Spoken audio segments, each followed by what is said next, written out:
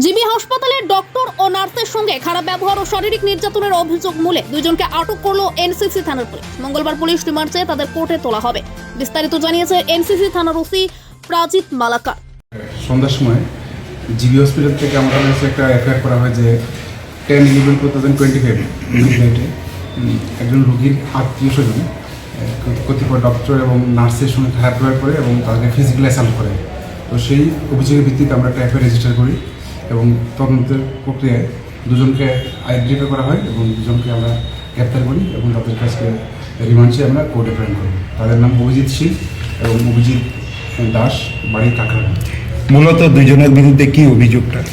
একটু তারা এই ডক্টর এবং নার্সের সঙ্গে মিসবিহেভ করেছে এবং তাদেরকে ফিজিক্যালি অ্যাসাল্ট করেছে। কোন ওয়ার্ডে হয়েছিল ঘটনা এবং female medicine word GB hospital.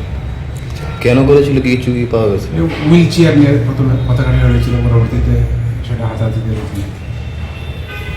এখন কি bureau report, news live 24 Tripura.